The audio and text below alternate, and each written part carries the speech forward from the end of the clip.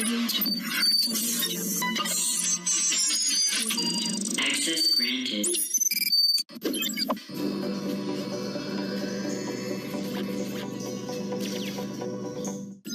Welcome to the channel.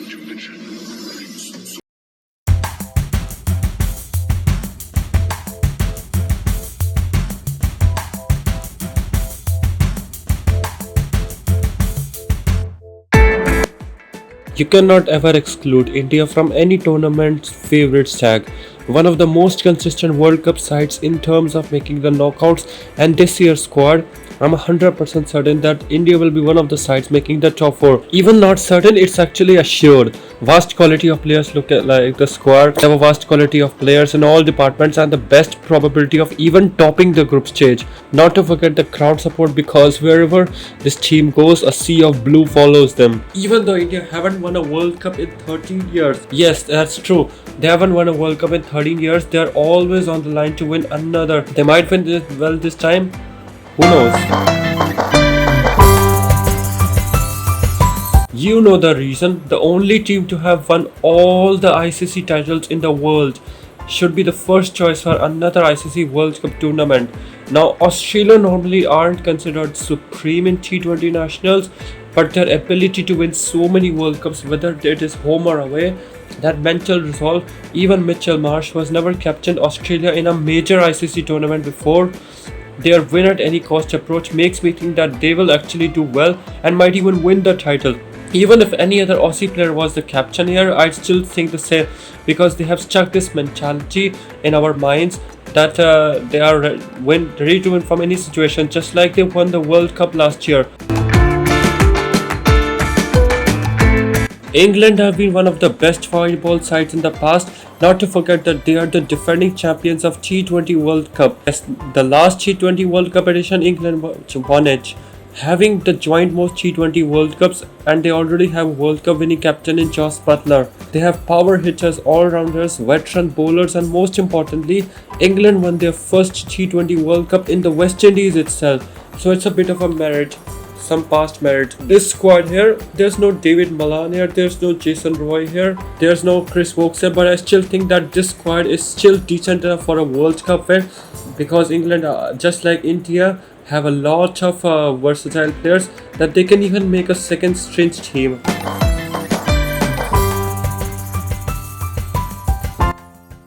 One of New Zealand or West Indies. Australia, England and India are fixed that it will make the top 4 for the semi-finals. First, the West Indies, because they have the added host advantages, and the West Indies are always known to own T20 cricket. So many power hitters. They are also 2-time T20 World Cup winners, just like England. Also, if West Indies win, they'll be the first hosts to win a T20 World Cup. At this squad, so many power hitters, and you cannot underestimate them. They are the team to beat this tournament. Another option is New Zealand. New Zealand, just like India and Australia, this is one of the most consistent sides in ICC World Cups and in T20 nationals since 2016 T20 World Cup. New Zealand have made to the top 4 every time. They made it to the finals in 2021 T20 World Cup. They made it to the semi-finals in 2022 T20 World Cup. New Zealand don't have that same pump of power hitters like West Indies, but if New Zealand can win the World Cup without even that approach, it's even better. New Zealand have one of the most balanced sides in this T20. If you look at this squad, especially their captain, this is one of the most balanced sides. I mean, I don't have much questions about these squads. They look actually decent to me.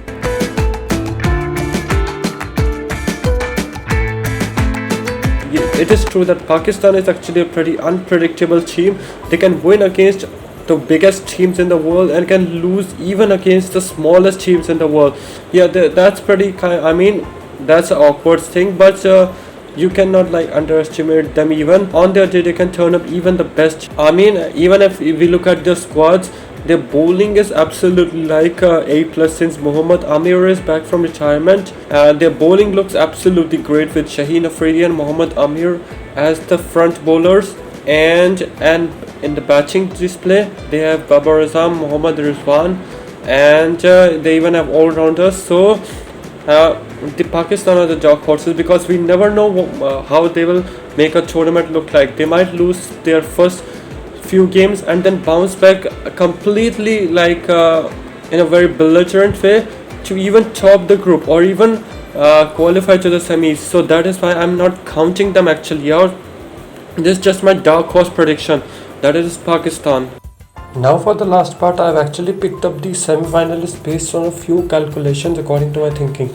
Cause this group stage is made in such a way that I don't want three teams from the same group to qualify, because that's not gonna happen. So I don't make any mistakes. So that is why I did these calculations. So if we see in Group A, according to my, I think India will be the toppers of the group, which is A1, and Pakistan will finish A2. Similarly, England will be the B1 and Australia will be the B2. West Indies will be the C1, New Zealand will be the C2, and in D, South Africa will be the D1 and Sri Lanka will be the D2. So when these group stages finish, the Super 8 is gonna happen, which includes A1, B2, C1 and D2, these teams. So as my semi-finalists, India and Australia might make it out of these. And for the other group, here are the 4 teams, and as I heard, England and New Zealand might be the teams where they will make it to the semis. So that is why. This is the reason I did these calculations, so that it's possible that these teams can also qualify like this. And I'm gonna see you the next time, guys. So take care of yourselves, guys, and so long.